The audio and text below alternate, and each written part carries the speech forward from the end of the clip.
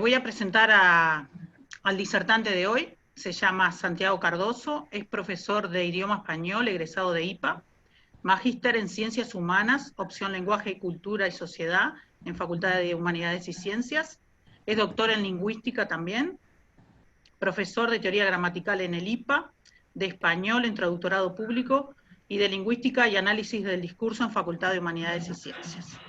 Le damos la bienvenida y le agradecemos que nos brinde esta charla, que realmente para nosotros es algo muy nuevo, raro, pero muy interesante a la vez porque, bueno, nos va a hacer cuestionar un poco nuestro lenguaje en la ciencia.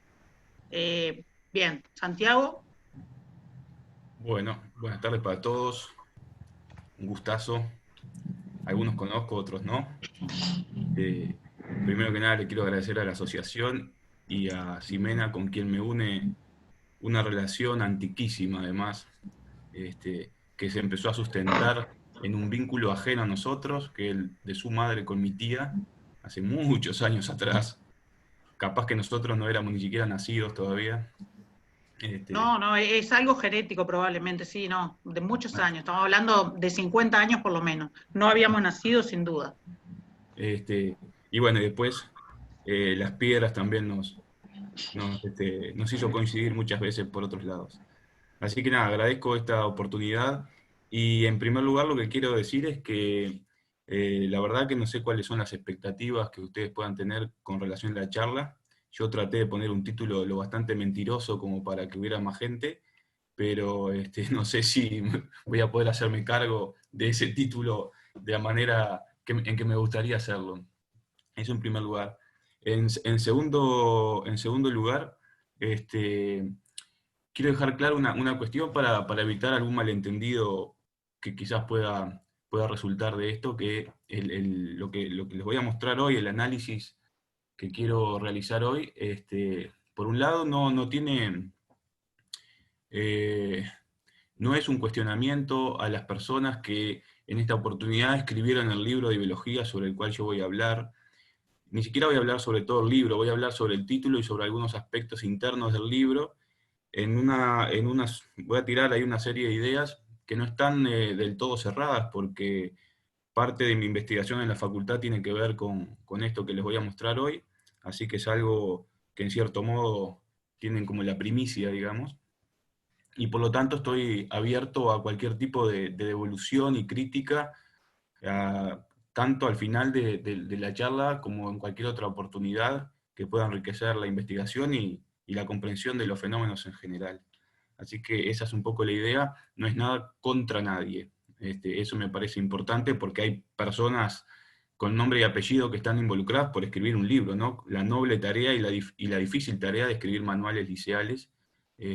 Así que no es una crítica a las personas ni nada por el estilo. Dicho esto, eh, me gustaría aclarar un poquito el título que le puse a la charla, a pesar de que dije que era un poco mentirosa, tampoco lo era tanto. Así que voy a compartir con ustedes el, el titulito ahí. Hay una cuestión, una serie de principios o algunas cuestiones generales que me gustaría asumir, aunque no las pueda desarrollar aquí. En primer lugar, digamos, la maliciosidad de la lengua tiene que ver con un problema que no se puede resolver, que es lo que podemos llamar la opacidad del lenguaje. Es decir, todo signo lingüístico puede remitir a múltiples cosas a la vez e incluso a cosas contradictorias. No necesariamente tiene un significado claro y no necesariamente denota el mismo referente, y por eso se arman todo tipo de discusiones, no solamente con relación a las palabras o a los conceptos, sino discusiones a nivel doméstico que cualquiera de nosotros puede atestiguar o de las que uno fue partícipe, ¿no? Entonces, la maliciosidad de la lengua tiene que ver con ese asunto que podríamos llamar la imperfección del lenguaje, entendiendo por la imperfección un hecho objetivo, es decir, el lenguaje no se relaciona con las cosas del mundo de manera biunívoca, y por lo tanto no hay modo de hacer coincidir de manera plena y total, y además definitivamente de una vez y para siempre, una palabra cualquiera de la lengua con un significado específico estable más allá de que existan los diccionarios generales, los diccionarios enciclopédicos, los diccionarios específicos, etc. Más allá de los esfuerzos enormes que hay para tratar de estabilizar los sentidos de las palabras, siempre hay algo que se escapa, siempre hay algo que se escurre, y sobre este principio, sobre esta base, es que me gustaría a mí entonces hacer el análisis de esto que les voy a ofrecer hoy, o que lo voy a poner en discusión. Así que en primer lugar, esa sería como la maliciosidad de la lengua que muchas veces nosotros cuando la ponemos en funcionamiento, cuando hablamos, creemos que estamos diciendo una cosa y sin embargo estamos diciendo muchas otras sin que necesariamente nos percatemos de ello, y muchas veces eso produce la necesidad de rectificarnos frente a los dichos, cuestión absolutamente cotidiana, pero la mayoría de las veces, como no nos damos cuenta de los efectos que producimos en nuestros interlocutores, se termina entendiendo algo distinto, ligeramente distinto, moderadamente distinto, respecto de lo que uno quería decir. Y esa situación queda así, y bueno, y básicamente esa es la vida de las palabras. Nunca dar en el blanco, digamos. Sobre esta base quisiera entonces plantear 5 cuestiones para orientar un poco la charla y para ir encuadrándola, ¿no? El primero, esto que les acabo de decir, el lenguaje y su opacidad inherente, es decir, no hay transparencia, las palabras no denotan unívocamente, podríamos decir, y también podríamos decir inequívocamente, una sola cosa del mundo, pese también a los esfuerzos del discurso de la ciencia de tratar de controlar esos efectos de sentido que se dispersan, que son inatrapables muchas veces, ¿no? Y precisamente digamos, el discurso científico juega un poco a producir un efecto que es el efecto de neutralidad o el efecto de objetividad, pero que no es más que un efecto, digamos, no existe la objetividad en cuanto tal, no existe la objetividad como una propiedad esencial. Lo que tenemos son efectos de objetividad mediante algún tipo de procedimiento lingüístico, como la tercera persona, por ejemplo, o el uso de algún tipo de sustantivo o algún tipo de verbo, que da la sensación de que nosotros con el lenguaje estamos capturando una porción de la realidad y nada más que esa porción. Por lo tanto, digamos que la consecuencia o la pregunta que uno se puede hacer inmediatamente después del punto número 1 es ¿a qué refieren las palabras? Y esa es la gran pregunta que tiene respuesta y no tiene respuesta. ¿Por qué digo esto? Porque por un lado, efectivamente, las palabras refieren a algo, pero el problema es que ese algo es variable, y por lo tanto la referencia, o lo que más habitualmente se llama la denotación de una palabra, ¿no? Ese vínculo que la palabra establece con los objetos del mundo, es necesario, es absolutamente imprescindible. No podríamos manejarnos en el mundo si no asumiéramos que las palabras efectivamente hablan de cosas y que existen esos referentes. Eso no quiere decir, no obstante, que la referencia sea clara, sea aproblemática. Entonces, hasta ahí esas 2 cuestiones. La tercera es un problema bien interesante que tiene un estatuto teórico central. Uno puede plantear que el hablante no domina su discurso. Esto quiere decir que por más que uno tenga todas las intenciones de decir tal o cual cosa, el enunciado que uno emite, sea oral o sea escrito, siempre dice algo más o siempre dice algo de menos. Por lo tanto, hay una, vamos a decirlo así, hay una porción del sentido de lo que decimos o del significado de lo que decimos que queda por afuera, ¿sí? Que queda por afuera de lo que nosotros queremos decir. Por lo tanto, las intenciones que un hablante tiene no siempre son transparentes para el propio hablante, no siempre son posibles de conocer, ¿sí? Basta con que a nosotros nos pregunten cuál fue tu intención al decir esto y empecemos a dudar sobre determinadas cuestiones, lo que pone de relieve que esa categoría que se llama intención comunicativa es bastante compleja también. Y es mucho más compleja si uno considera el hecho de que el otro con el que nosotros nos comunicamos, sea por el lenguaje hablado o sea por el lenguaje escrito, tampoco tiene la capacidad absoluta, adivinatoria y plena de identificar con toda certeza cuáles son nuestras intenciones cuando decimos lo que decimos. Siempre puede sospechar de eso.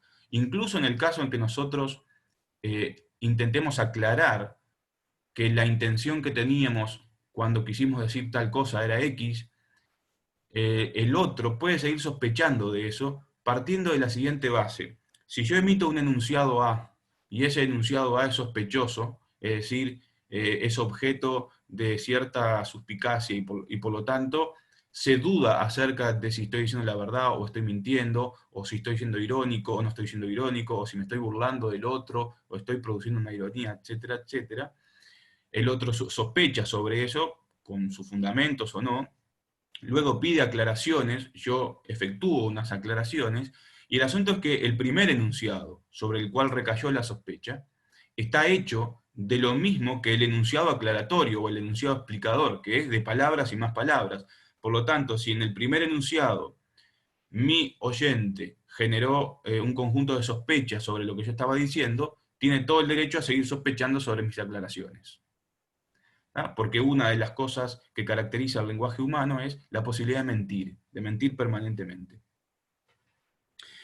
El punto número 4 es quizás el más importante para la charla de hoy, es que todo enunciado, ¿sí?, siempre está permanentemente vinculado o dialogando con otros enunciados, que no se ven necesariamente, que no están del todo explícitos y que no son estrictamente históricamente contemporáneos. Van a ver que, por lo menos en este análisis que yo quiero proponerles, hay enunciados que vienen desde la Grecia clásica para ayudar, no sé si para ayudar, pero para dialogar con el libro de biología de tercero editado por Santillana en el año 2009, en la última edición, porque hay ediciones anteriores, que se llama Educación para la Vida y que ustedes conocen, ¿no? Y probablemente hayan utilizado. Yo estoy usando la edición de Valli y Bustos, pero sé que hay una anterior hecha por muchos autores, entre los cuales no se cuentan estos últimos dos. Valli y Bustos no están en la anterior, y sin embargo el título se sigue llamando del mismo modo, por lo tanto uno tiene la hipótesis seguramente acertada de que el nombre del libro no es atribuible a los autores, sino a una política editorial. ¿Ah? Digamos, dada ese sostén, ¿no? esa permanencia. Y por fin, lo que uno puede señalar es que una disciplina es ante todo el discurso con el que se expresa. Si uno no puede imaginarse que una disciplina, sea biología, física o la que sea, puede funcionar y puede existir como disciplina científica al margen de una manera de hablar. Es decir, no existe la posibilidad de tener una ciencia precaria o nueva o muy asentada, sin un discurso en el que se expresen sus proposiciones, sus afirmaciones, sus dudas, sus paradigmas, etc. O sea que los objetos científicos no pueden desprenderse, no pueden despegarse ni separarse de la manera en que se habla de ellos. ¿Está bien? Digamos que la vieja separación entre palabras y cosas no tiene cabida aquí, porque precisamente uno entiende el mundo del cual habla la ciencia a través y a partir del discurso de la ciencia. No hay otra manera de acceder al mundo, digámoslo así. Entonces la disciplina tiene una arquitectura lingüística en primer lugar. Y eso es algo que muchas veces se olvida, y se olvida bien, quiero decir, no estoy atribuyéndole a eso ningún tipo de juicio de valor, es decir, tiene que ser olvidado, porque cuando uno permanentemente está recordando este asunto, que es como si a todas las palabras les estuviéramos poniendo todo el tiempo comillas, se hace bastante imposible decir dos oraciones seguidas. Bien, y aquí entonces querría yo formular una serie de axiomas, que podríamos llamar axiomas comunicativos, que van a sostener, tanto teórica como metodológicamente, el análisis que inmediatamente voy a comenzar a realizar. El primer axioma es que la comunicación es imposible, punto. Eso es una especie de retórica terrorista, pero no deja de tener su razón. ¿Qué quiere decir que la comunicación es imposible? Quiere decir que nunca el otro, el lector o el oyente, van a comprender plenamente, ¿sí?, y a cabalidad cada uno de los puntos de lo que yo intento decir o lo que digo. Siempre va a haber algo en el que lo que yo estoy diciendo y los efectos que eso produce en el otro estén desfasados. Siempre va a haber un desfasaje, algún tipo de corrimiento, desplazamiento, que va a impedir la plena coincidencia entre lo que yo digo y lo que el otro entiende. Y por lo tanto, si nosotros llamamos comunicación de manera provisoria a la coincidencia absoluta entre lo que uno dice y lo que el otro entiende, bueno, podemos concluir ciertamente que la comunicación es imposible y sin embargo ocurre. Ocurre fragmentariamente, pero ocurre. ¿Está bien?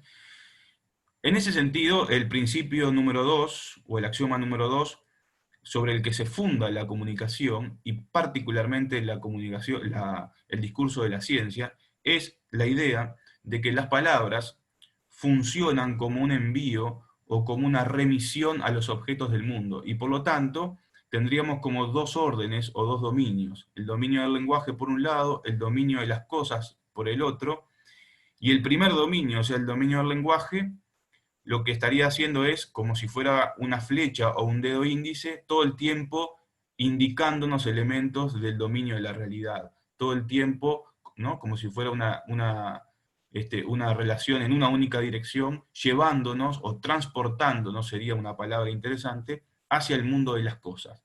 Eso podemos calificarlo como una ilusión, pero al mismo tiempo una ilusión necesaria. En todo caso, cuando empiece con el análisis se va a ver cuál es el problema de entender el lenguaje como un envío, porque entender el lenguaje como un envío, o estar plenamente dominados por este axioma número 2, implicaría concebir el lenguaje como un simple instrumento comunicativo.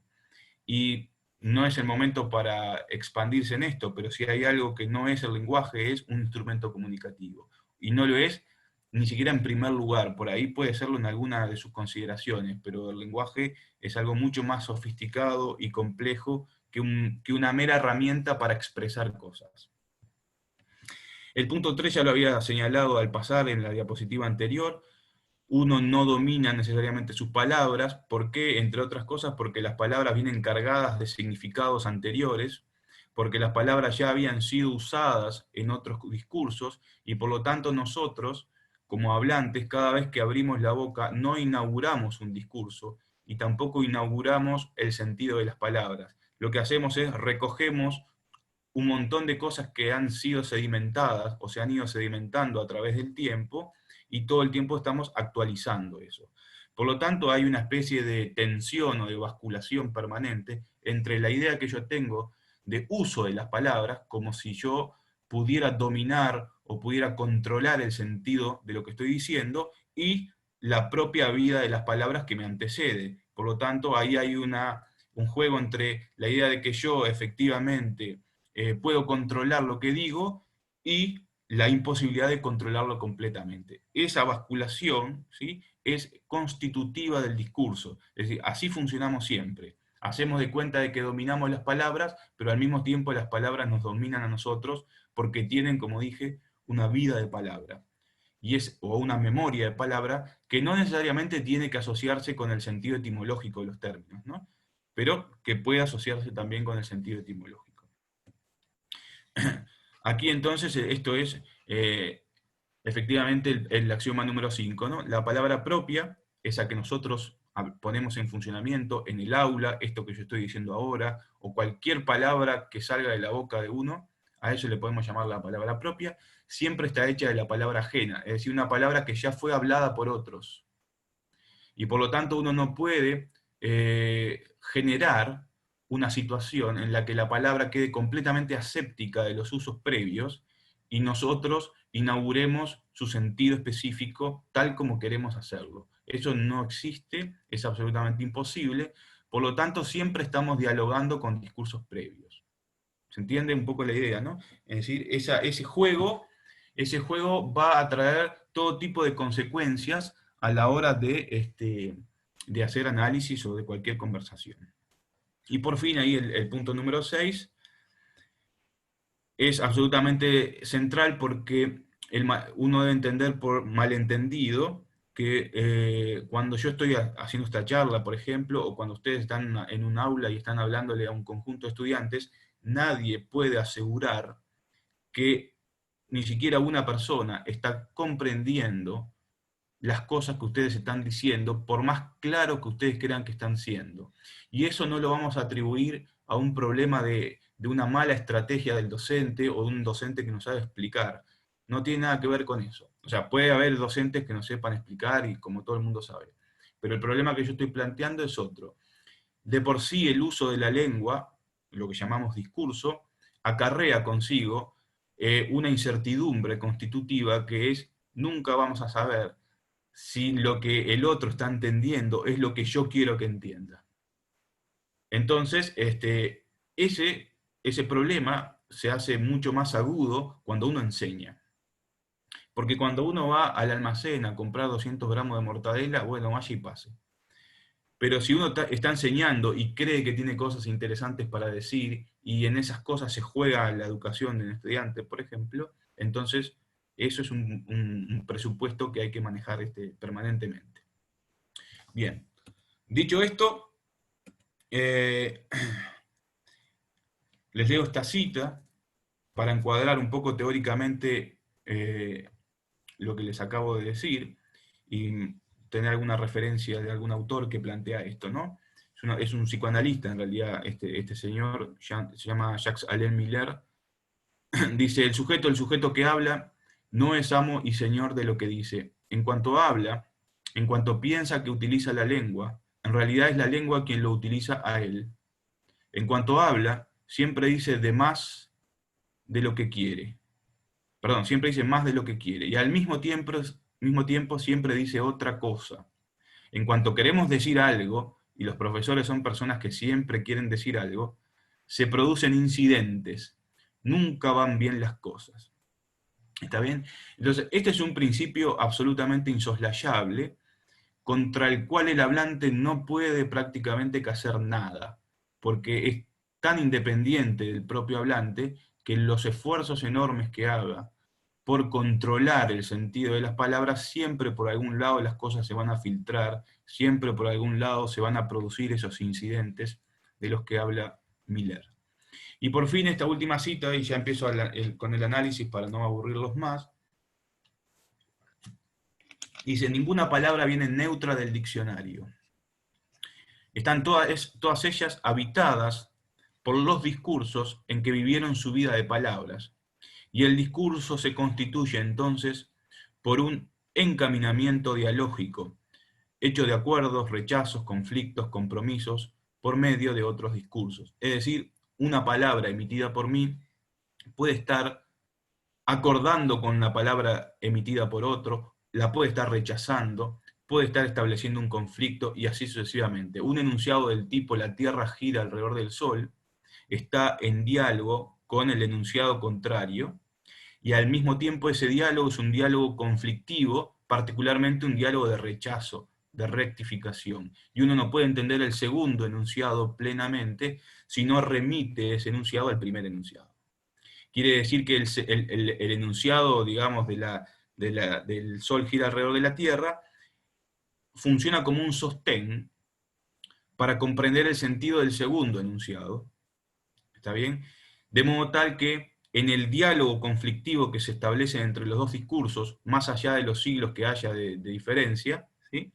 En el diálogo entonces que se establece entre ambos discursos, se produce el sentido más completo del segundo enunciado y se puede releer mejor el primero.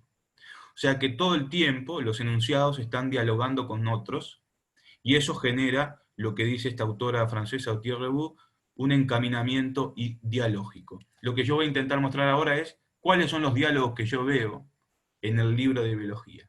¿Está bien? Entonces, arranco con el análisis. Ahí tienen la referencia del libro, ¿no? Que como dije ustedes ya conocen. Ya planteamos la hipótesis de que el título del libro no necesariamente es atribuible a los dos autores, porque en la edición anterior era el mismo nombre y eran muchos autores entre los que no estaban estos dos, así que podemos pensar que es la editorial la que propuso el libro, el título, perdón, y lo mantuvo. Pero igual esto puede ser matizado. La hipótesis que yo voy a plantear es una hipótesis que a ustedes les puede resultar extraña y en algún sentido, no sé si agresiva o violenta, pero diferente. Yo voy a plantear que a partir de la interpretación que quiero hacer de este enunciado, o por lo menos del título del libro de biología, uno podría cuestionarse acerca de cómo la asignatura liceal llamada biología compone su campo de actuación. ¿Qué tipo de objetos reflexivos, objetos de estudio, son los que la biología toma para sí y sobre los cuales habla?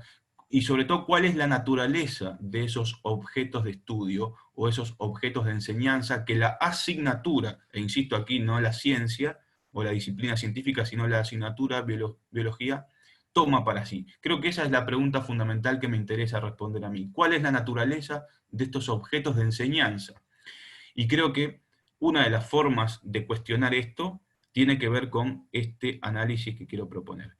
Entonces, cuando uno observa este libro de biología, particularmente el título, a mí me resulta, quizás también por ser ajeno al campo, y quizás eso sea una ventaja desde cierto punto de vista, me resulta extremadamente extraño este libro.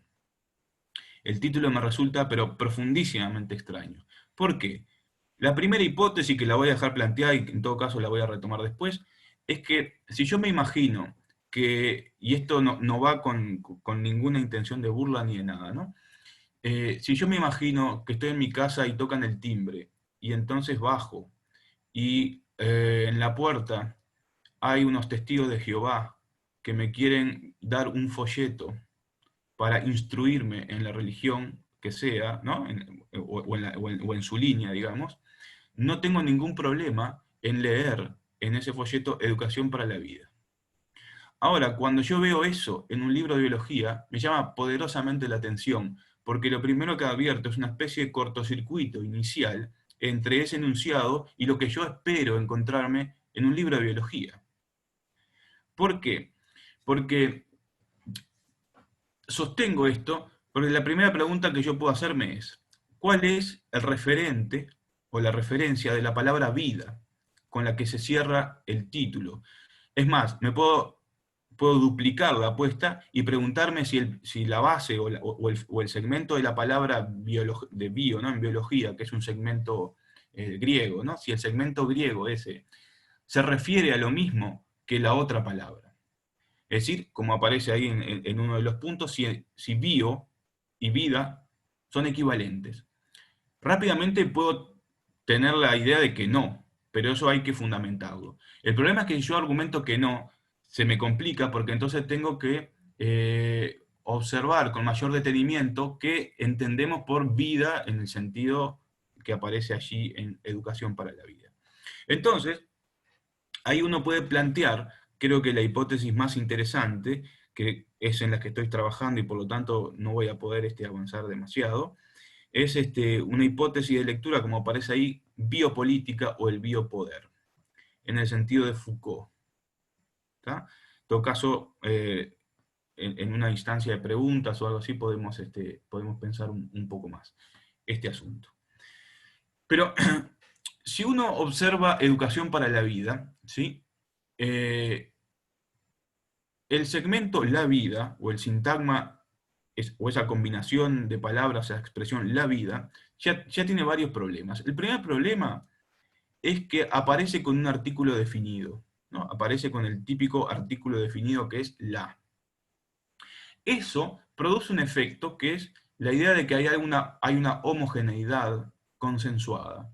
Hay una especie de consenso sobre lo unívoco, sobre el carácter unívoco u homogéneo de algo que se llama vida, y con relación a lo cual todos más o menos estamos de acuerdo, aunque sea de manera implícita, y que además podemos identificar con cierta rapidez y con cierta simpleza. Es decir, dado que todos sabemos de qué se está hablando, dado que hay una especie de doxa ya establecida sobre lo que es la vida, luego entonces, si yo digo educación para la vida, podría no haber ningún tipo de cortocircuito para interpretar la expresión la vida. Y eso es un problema, porque evidentemente no es así. Porque si uno pregunta, ¿qué quiere decir vida allí? ¿O cuál es ese referente? Evidentemente no es la vida considerada estrictamente en términos evolutivos. No es esa vida que consiste en, lo voy a simplificar horrorosamente, ¿no? Ustedes disculpen, pero no es esa vida en la que uno nace, hace un par de cosas, se mantiene vivo, se reproduce en algún caso y muere. Es decir, no es la vida considerada como un devenir, como una mera ocurrencia de un organismo que por alguna razón fue dado a la existencia y por la misma razón fue dado a su cesación de existir.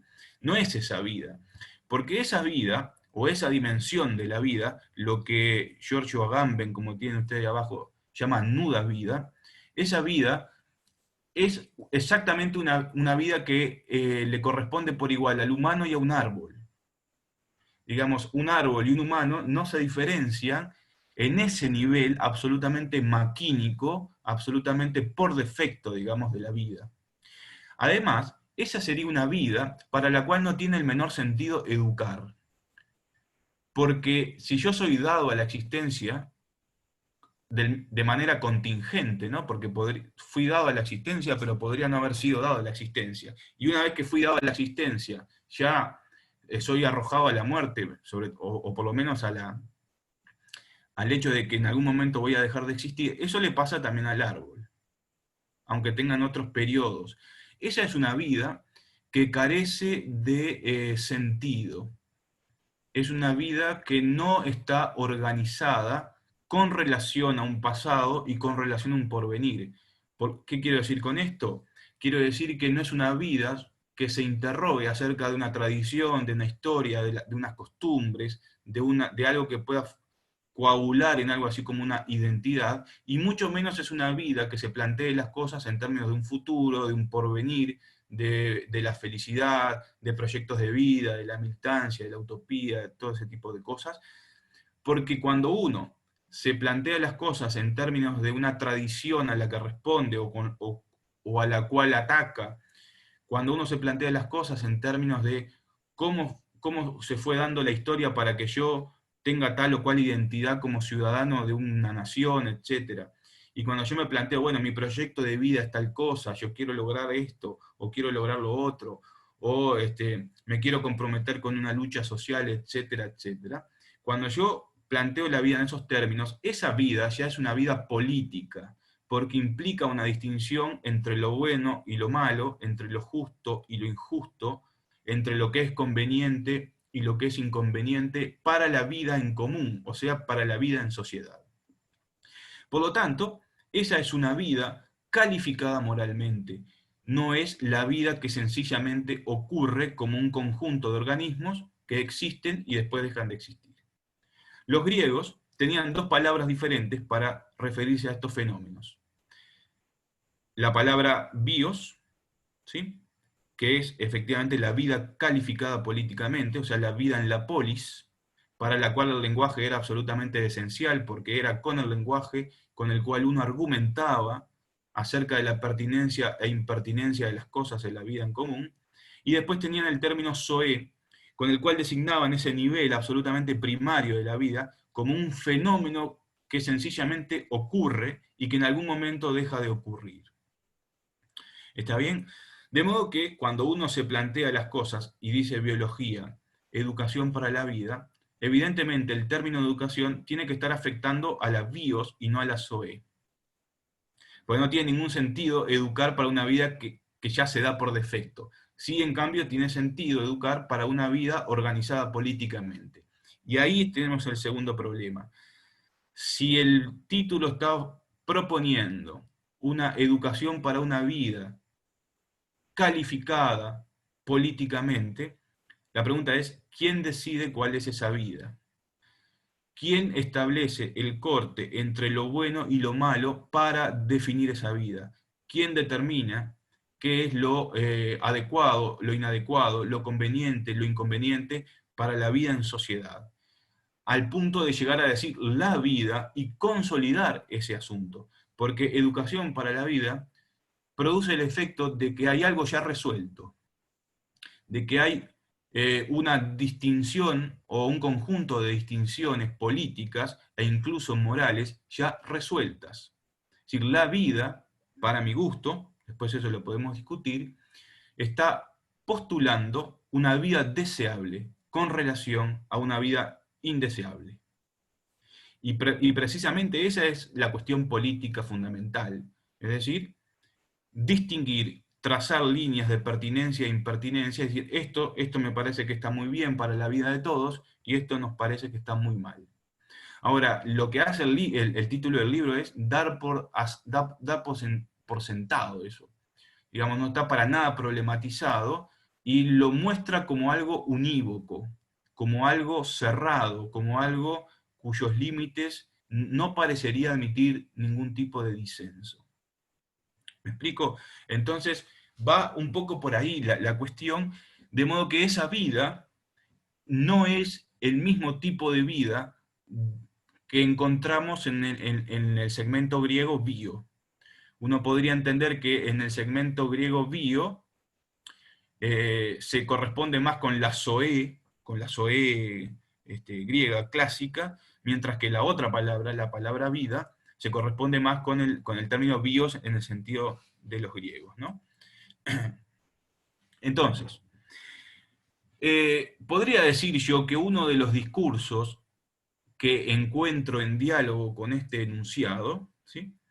Uno de los discursos, es un discurso fuertemente religioso, para el cual tenemos una vida de los impíos que está excluida de esta vida de la que habla el libro de biología, y después tenemos la vida de los rectos, de las personas rectas, que constituyen ese modelo, ese punto de referencia deseable para la cual, o para el cual, la asignatura biología educa. Y aquí el tercer problema. ¿Y qué es la vida que está ocurriendo mientras no llegamos a la asignatura biología? Porque da la sensación de que esa vida todavía no llegó, de que es una vida que va a advenir en algún momento, como si efectivamente fuera una especie de paraíso pero en la tierra. Y mientras tanto, el alumno se va sometiendo a lo que le ofrece la materia de biología, ¿verdad?, para prepararse para esa vida. Quiere decir que hay una dimensión utilitaria que está siendo puesta de manifiesto en el título mediante la preposición para. ¿Sí? Hay algo que está en el futuro, que puede ser inmediato o no, pero que no es exactamente el presente, y por lo tanto eso ya es la distinción política fundamental. Hay algo para lo cual vale la pena ser educado, y ese algo que se plantea como referencia o como deseable ya está definido, ya está establecido. El problema es quién lo estableció. ¿Quiénes son los que se arrogaron, vamos a decir así en el peor de los sentidos, el derecho a trazar las distinciones con relación a las cuales la vida está organizada en lo bueno, lo malo, etc.? Fíjense que esto que yo estoy diciendo era algo que ya planteaba Aristóteles cuando definía la política. Quiere decir que otro de los enunciados con los que este título está dialogando, incluso a pesar de los autores y de la editorial, e incluso más todavía a las espaldas de los autores, prescindiendo de la conciencia de los autores, es el discurso aristotélico relativo a la política, a cómo es definida la política en la vida de una sociedad o de una comunidad. ¿Está bien? Entonces, ahí yo veo que hay como una mezcla de discursos que funcionan sosteniendo el título del libro de biología y al mismo tiempo que lo sostienen, funcionan como el alimento del sentido de este título. pero en un hecho o en un fenómeno que está completamente abierto, ¿no? No es algo que esté cerrado, es algo que tiene que ser discutido. Ese sería como un conjunto de problemas. Entonces, yo encuentro que algunos temas de los que hay adentro del libro de biología perfectamente podrían estar en educación moral y cívica o en educación ciudadana. Por lo tanto, ese es el otro punto que yo quería plantearlo. ¿Cómo la asignatura de biología define sus límites como asignatura? Y por lo tanto, al mismo tiempo que incluye determinados objetos de enseñanza en su interior, excluye otros. ¿Y cómo traza esos límites? Creo que eso es lo verdaderamente interesante y al mismo tiempo problemático en función de esto. ¿Por qué? Porque ustedes conocen mejor que yo estos contenidos del libro tercero. ¿Está bien? El concepto de salud, promoción y protección de la salud, calidad de vida, hacia una vida plena, adicciones, enfermedades infecciosas, sexualidad y sexo son lo mismo, la sexualidad en la adolescencia.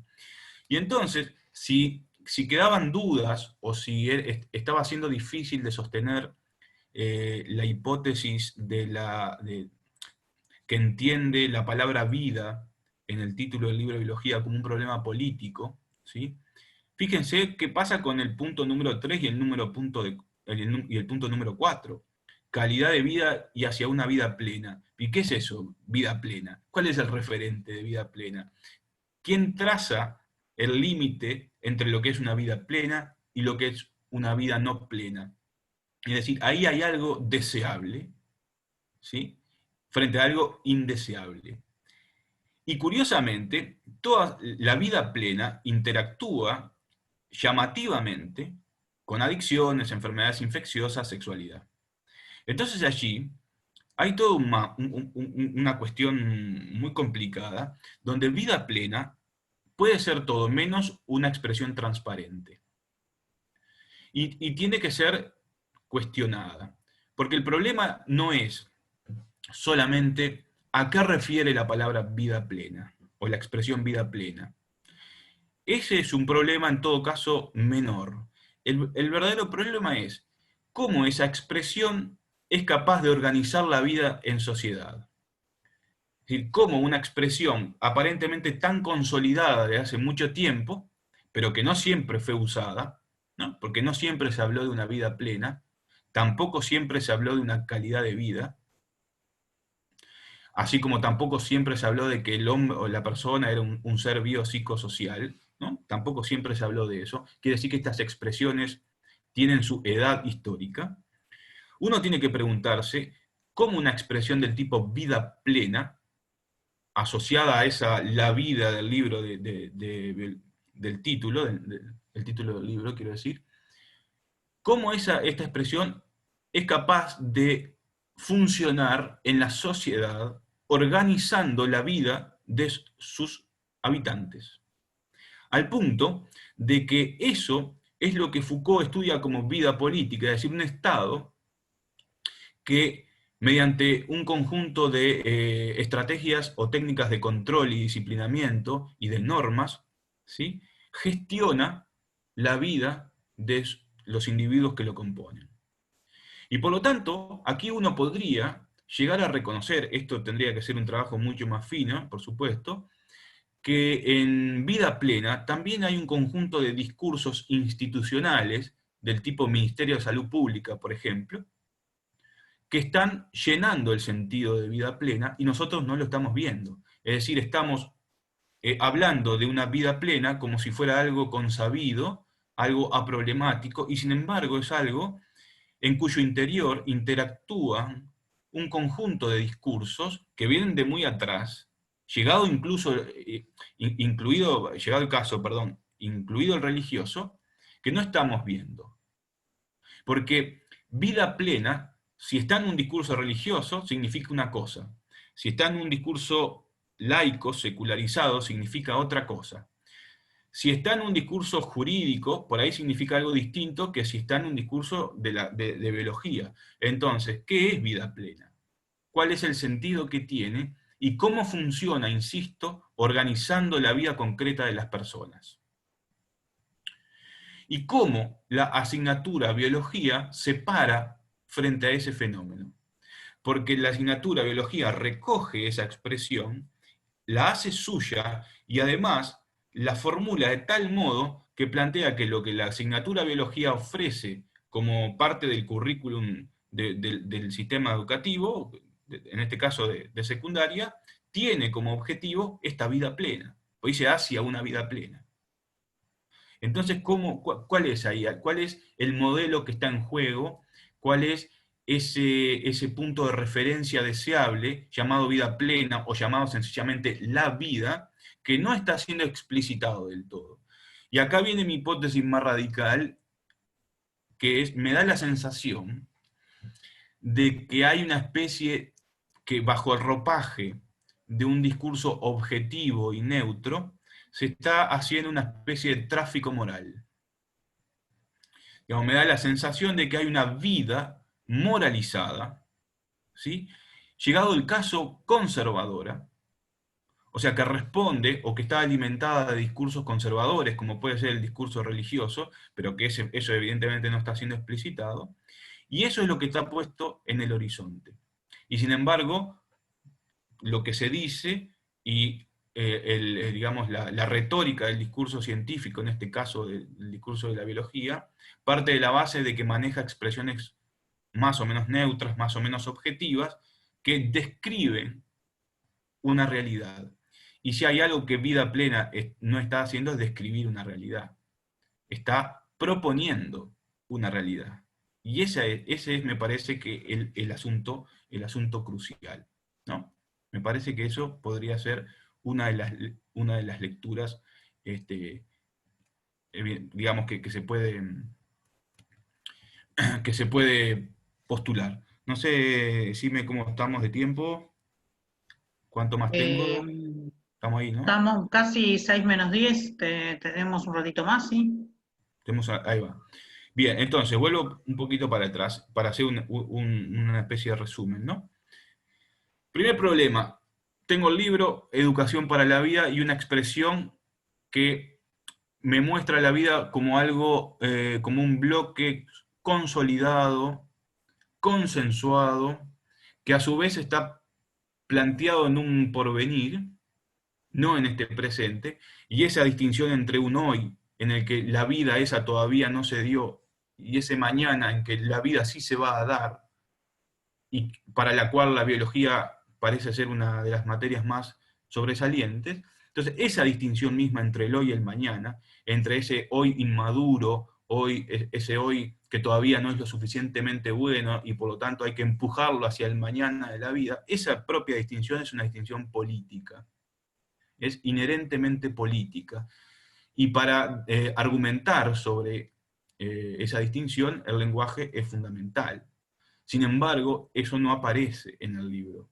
Es decir, es algo que o bien se da por descontado, o es algo que a la asignatura biología no le interesa plantear, que puede ser, ¿no? Puede ser que no le interese plantear, pero en todo caso, el problema de la vida no es tanto qué designa exactamente, si nosotros en algún momento vamos a poder llegar a precisar cuál es el referente de la vida, sino cómo articula y estructura ya no solo el funcionamiento de la asignatura Biología 3 en este caso, sino toda la vida social. Y allí entra la hipótesis biopolítica o el biopoder de Foucault como ese conjunto de técnicas normativas, disciplinarias, etcétera, que sirven para controlar fundamentalmente, de un punto de vista médico y sanitario, ¿sí? Digamos, la convivencia de los miembros de una sociedad, ¿no? No sé cuán familiarizados están con Foucault con respecto a la noción de biopolítica o de biopoder, pero Foucault es muy conocido, entre otras cosas, por escribir una historia de la sexualidad, que tiene 4 tomos, y precisamente lo que dice Foucault es que la sexualidad ha servido como uno de los conceptos fundamentales de la biopolítica. Y lejos de ser un problema represivo, el poder aplicado a la sexualidad, dice Foucault, en el tomo 1, lejos de ser un problema de represión, de prohibiciones, y por lo tanto ser un concepto negativo, el poder es un elemento positivo porque lo que hace cuando se mete con el tema de la sexualidad es producir saber, producir discursos, obliga a la gente a hablar acerca de la sexualidad. Por ejemplo, mediante las confesiones, ¿no? En una estructura muy particular que es la estructura religiosa. Pero no solamente eso, ¿no? También las clasifica médicamente, las clasifica jurídicamente, toma testimonio de la gente, observa muy especialmente las prácticas sexuales que se hacen, que la gente tiene, etcétera, etcétera, y más actualmente, aunque eso no sé muy bien desde cuándo es, se introduce la distinción entre sexualidad y sexo. Y esa distinción no es una mera distinción semántica, sino que tiene que ver con la manera en que se distingue eh, en la manera en que se concibe políticamente la sociedad. Sexualidad no es una palabra para nada inocente, ¿no? Para nada inocente, sino que por el contrario, es una palabra que está extremadamente cercana a los puntos 5 y 6 de la diapositiva, a enfermedades infecciosas, adicciones. Entonces ahí cuando uno hace jugar todo esto, y por supuesto que sexualidad también es parte integrante de calidad de vida y hacia una vida plena y de promoción y protección de salud, etc., cuando uno empieza a tejer una cosa con la otra, se da cuenta que las palabras empleadas, además de ser problemáticas en sí mismas, ¿sí? Dan para cuestionar, desde mi punto de vista, cómo la asignatura biología confeccionó su campo y sus objetos de enseñanza, ¿tá? Al punto de que dice, esto nos corresponde, esto es propio de la biología como asignatura, y de esto se puede ocupar la historia, de esto se puede ocupar la educación ciudadana, etcétera, etcétera. ¿Tá? Digamos que por acá podría, para abrir ahí un rato de boxeo, digamos. Toma un poco de agua. Sí, viste, yo cuando arreglamos te dije que precisaba como 3 horas, viste, por eso hablé muy rápido. No, no, había que acotarlo porque viste que está bien. Somos de biología, pero no, cortito, cortito y claro, además me parece. Me venía a la mente que los que hemos trabajado y los que trabajan con el programa de tercero, es el programa más complejo porque está con toda esa carga de contenidos bueno, que también depende de la persona cómo los trabaja, más allá de que tenga una guía, es un programa muy complejo, eh, pero muy interesante también, ¿no? Una Si cosa alguien- que siempre me llamó la atención, pero sola, en el sentido más ingenuo del llamarme la atención, era que en la época en que, no sé si en los liceos sigue habiendo,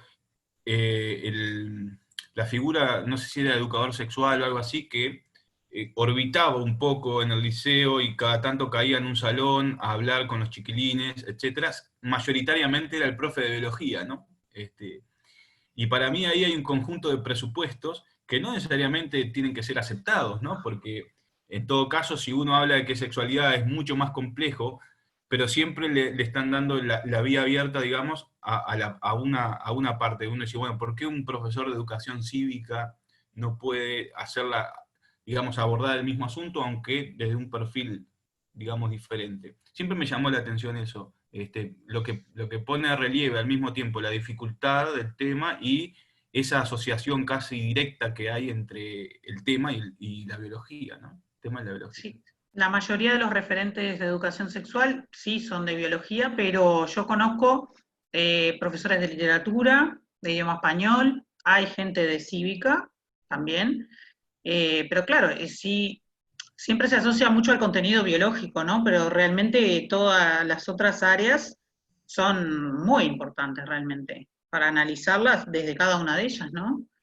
Claro, porque por ejemplo el tema de las adicciones, ahí hay todo ¿no? Hay todo un tema vinculado con la química, la biología de las sustancias, vamos a decirlo así, pero hay todo un discurso jurídico muy potente, y mucho más en los últimos tiempos, y hay una historia además que no puede ser soslayada, ¿no? Hay una historia, y eso no suele ser necesariamente abordado, digamos, con relación a esos temas. Me parece, no ¿Verdad? sé, capaz que estoy siendo ignorante. No, no. Mónica, desactiva el micrófono y hace una pregunta o un comentario, sí. Vamos a Bu- ordenarnos los que quieran comentar o preguntar. Levantan la manito y yo los miro y... Buenas tardes. Este, Hola Santiago, te quiero hacer simplemente una referencia al comienzo del análisis del libro, cuando tú hablas del discurso y decís en un momento que todos tomamos las palabras como prestadas, ¿verdad? Y que ya están habitadas esas palabras. Este, Ahí a mí se me complicó entonces con el tema de la evolución del lenguaje, porque están destinadas a estar habitadas y van a estar habitadas por los siglos de los siglos. En efecto, Es eh, así. ah, podría distinguir dos niveles. Una cosa sería la cuestión más estrictamente etimológica, ¿no? Que uno puede consultar en un diccionario y dice tal palabra quería decir tales cosas en tal época, etcétera, que es parte, ¿no? de la evolución, y eso sería más un trabajo filológico, digamos, una cosa así. Y otro mucho más complejo también es que uno puede pensar que una palabra es un conjunto de sonidos, ¿no? determinado, y que el significado de ese conjunto de sonidos siempre está haciéndose, ¿no? Y entonces uno dice, ¿y cómo se hace ese significado? O sea, cuál es el juego mediante el cual esa otra parte de una palabra, que es la que llamamos significado, se hace? Digamos, ¿de dónde viene, no? ¿Qué es lo que genera eso? Bien, las prácticas discursivas, hablar, ¿no? Los discursos. Todo el tiempo los discursos. Así vos, por ejemplo, tenés una palabra, para poner un ejemplo bien grosero, una palabra como comunismo, que en el discurso comunista quiere decir una cosa, o en el discurso marxista quiere decir una cosa, en el discurso liberal quiere decir otra. Entonces vos tenés una misma secuencia de sonidos que están siendo llenadas, ¿no? o están siendo asociadas con distintos significados, dependiendo del discurso en el que se encuentre.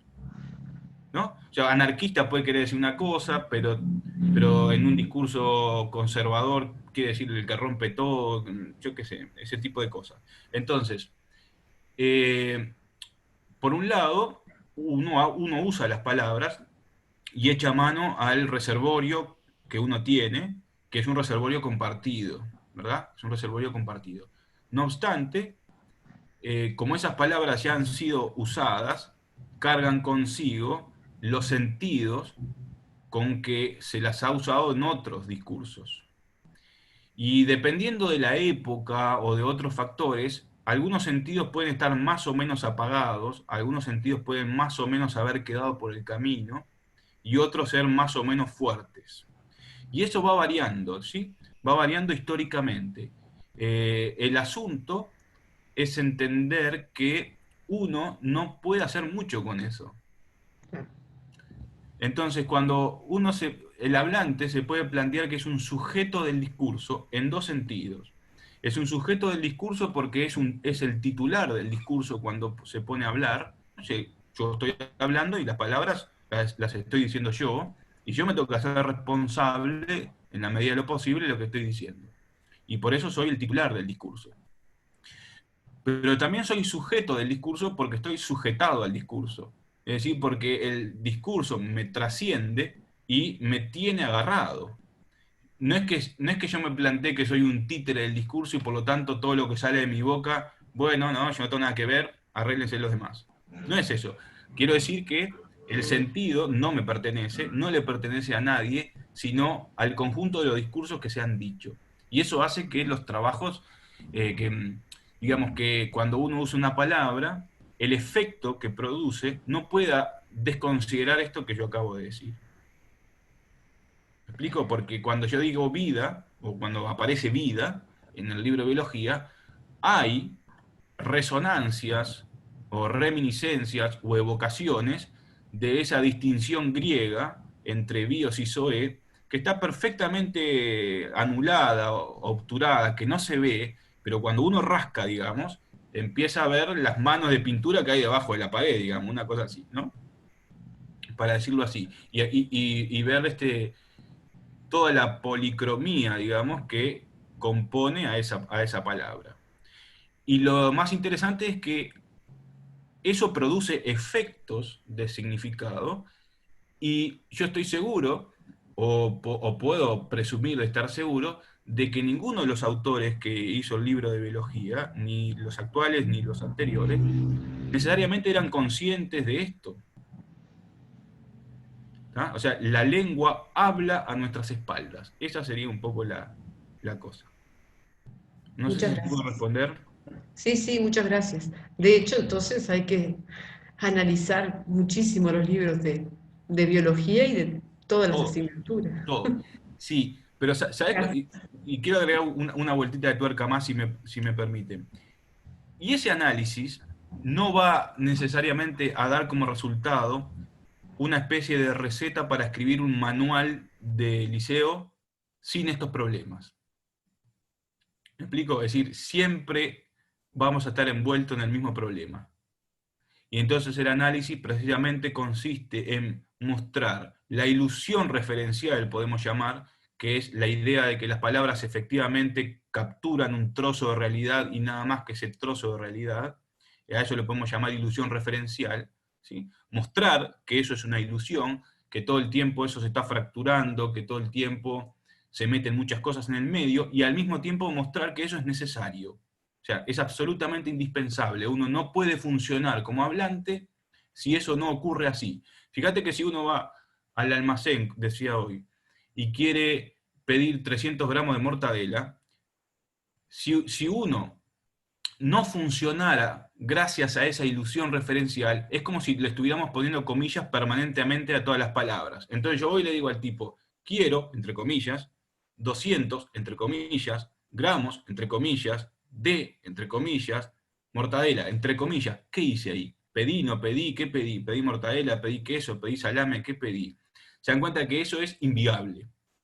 Entonces, cuando uno usa comillas, fuera de los ejemplos de las citas, solamente las puede usar localmente, en un fragmento. No puede hacer este juego de entrecomillar todo, porque eso es no hay comunicación con eso.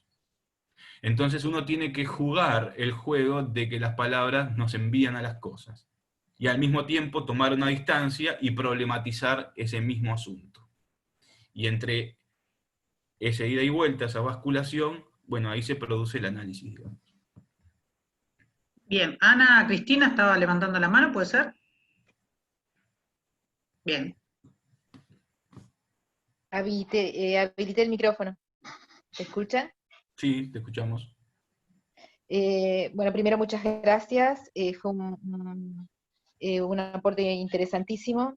Y después de escuchar todo lo que tu relato, me quedaron tres cosas bien claras y que me parece que vale la pena compartir. Porque si a mí se me aclararon estas cosas, quizá sea bueno que las comparta con otros porque me parecieron positivas para mí.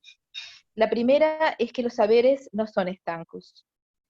Cuando dijiste allí bueno, que podría ese contenido estar tanto en un libro de sociología, como en un libro de educación cívica, como un libro de biología, cierto es, los saberes no son estancos. Elegiste muy bien además el objeto de estudio para tu trabajo, ¿no? Porque es el libro de biología que es más polisémico y también más diverso en este sentido. Quizá un libro de cuarto, como es un libro de bioquímica, o no hubiera sucedido eso. Entonces, en primer lugar, tener siempre sobrevolando cuando uno enseña biología, esa idea de que los saberes no son estancos. No hay un saber que sea solo biología, otro que sea solo geografía, otro que sea solo historia, no. El conocimiento humano es un conocimiento humano de la especie, y eso me parece muy bueno tenerlo en cuenta, y esto nos trae a recordar eso. Lo otro es que cuando enseñamos biología, la importancia de la historia de las ciencias. Yo cuando enseño biología siempre, creo que todos, ¿no? Porque la biología, primero que hay una epistemología de la biología, pura y clara. La epistemología en general de la enseñanza de las ciencias no es la propia de la biología. La biología tiene una epistemología propia de la biología. Y todos los que enseñamos biología, tenemos, me parece, creo yo, tenemos en cuenta eso, ¿no? Porque sin la historia de la ciencia es imposible, sin agarrarse de la historia de la ciencia es imposible enseñar biología. Entonces, esas palabras, cuando uno las remite no hablo de filología, ¿no? Sí de etimología, porque también la biología, si pensás célula, cromo, soma, la biología está llenísima de palabras que necesariamente cuando estamos enseñando decimos, bueno, soma, esta parte de la neurona se le dice soma porque cuerpo, bueno, no voy a redundar mucho porque todos los colegas esto lo saben, cromosoma, cromo color, soma cuerpo, célula, ¿no? Cómo se descubrió la célula, quién la descubrió, por qué la llamó célula.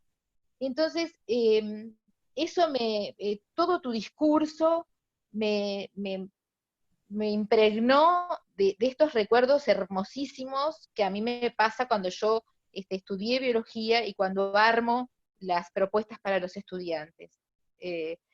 Primero que los saberes, la biología no está ajena a la historia, no está ajena a la economía, no está ajena al habitar el mundo, ya como vivir la vida habitando un mundo y con aquel pensamiento tan interesante de este filósofo que yo admiro tanto, que se refiere a que me importa más lo que la persona haga en el mundo de lo que diga acerca de él, ¿no? En esas cuestiones del discurso. Entonces, solamente destacar estas tres cosas: la importancia de la historia de la ciencia cuando se enseña ciencia, y sobre todo de la historia de la biología, que los naturalistas fueron de los primeros, los filósofos, y las explicaciones de la vida, de la naturaleza. Bueno, eso, que los saberes no están separados, y cómo la biología se auxilia permanentemente de la etimología, ¿no? Y ahí creo que ganamos mucho terreno, y esa es lo que más nos diferencia en cuanto a la epistemología, no a la epistemología solamente como demarcación entre qué es ciencia y qué no lo es, sino como filosofía de la ciencia. Y también en el sentido de que importa más el contexto de descubrimiento que el de justificación. Y por supuesto la importancia de la sociolingüística, de que el lenguaje está vivo, y todo eso. Creo que la biología, además de yo ser una apasionada de la biología, es una ciencia que como tal se está construyendo en colectivo entre todos, no es una verdad revelada, y es una construcción en colectivo que va avanzando, y con los escombros de las teorías que se derrumbaron, los utilizamos como material para las teorías que se están construyendo. Así que muchas gracias, yo quería compartir esto porque a mí me fue muy disfrutable y muy sabroso en el sentido de sabor, de sabiduría, de sabio, muy sabroso todo lo que dijiste. Muchas gracias. Gracias. Te voy a leer un comentario acá del chat, porque Sí. no sé si tiene micrófono, pero Marcelo Ventura comenta que se queda con esta frase para masticarla hasta poder digerirla completamente. Jugar el juego que la palabra nos envía a la cosa. Las palabras y las cosas. Gautier, Una hipótesis que se puede manejar, uno puede decir, ¿por qué pasa esto, no? ¿Por qué la biología parece que uno diría, bueno, capaz que en algún momento no eran parte de la biología, ¿no? Curiosamente, fuera del ámbito liceal, pero dentro del ámbito de ámbitos institucionales y también académicos, por ejemplo, en la Facultad de Psicología, todo el saber de carácter más especulativo o psicoanalítico fue perdiendo peso y fue entrando al currículo, por ejemplo, todo un discurso medicalizador, o no, medicalizador, que también es coincidente con el discurso medicalizador general que digamos que uno encuentra en la sociedad. Entonces, justamente, digamos, ese discurso médico patologizador, psiquiátrico y todo lo demás, psiquiatrizador, etcétera, es más o menos coincidente en lo que va pasando en nuestro mundo, etcétera, con estos cambios que ocurren en el campo de la biología, por lo menos en el libro.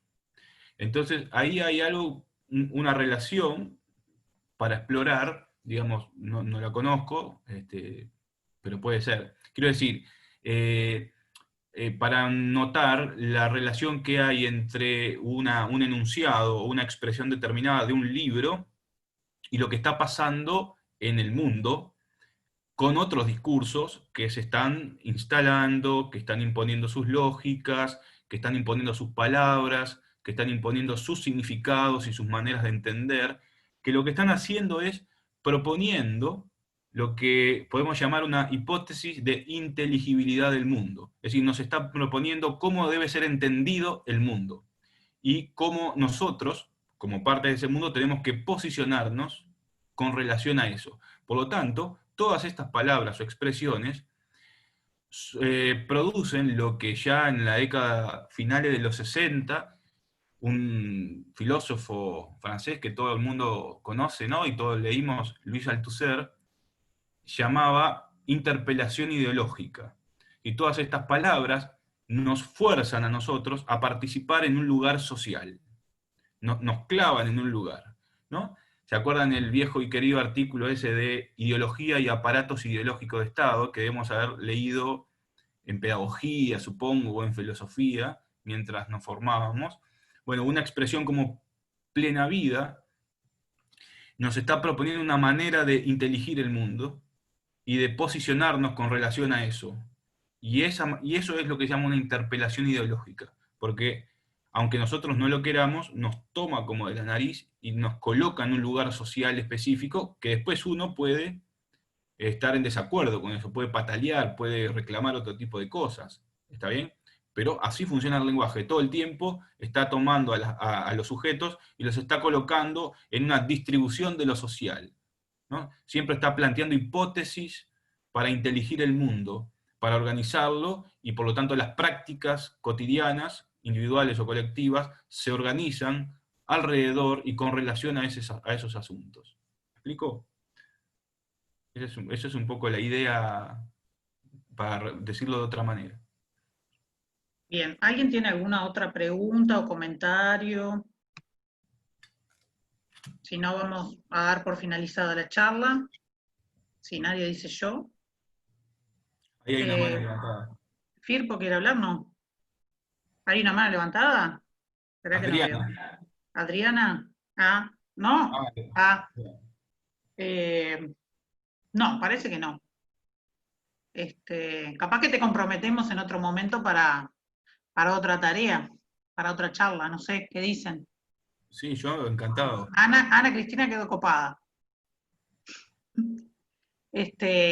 Teníamos una idea en un principio que era muy compleja de llevar a cabo, entonces, y delicada también, que yo se la planteé a Santiago, que era el estudio de propuestas, de consignas que nosotros planteamos a los estudiantes y que a veces no obtenemos la respuesta esperada. Entonces, era una idea, el estudio de consignas de evaluación, como también para analizar a ver dónde está la falla, en dónde está el problema.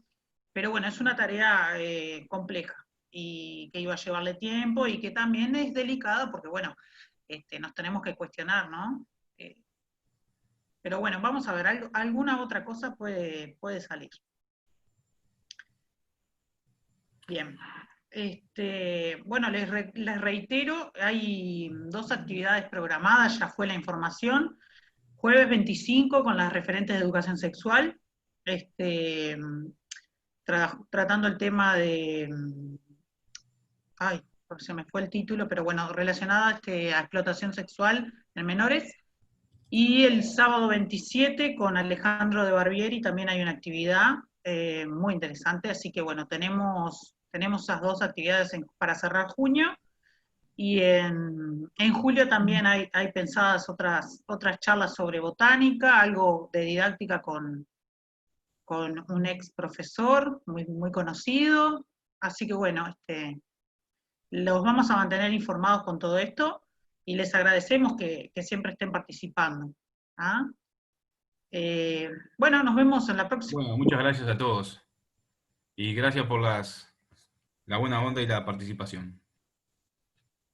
Bárbaro. Hasta luego.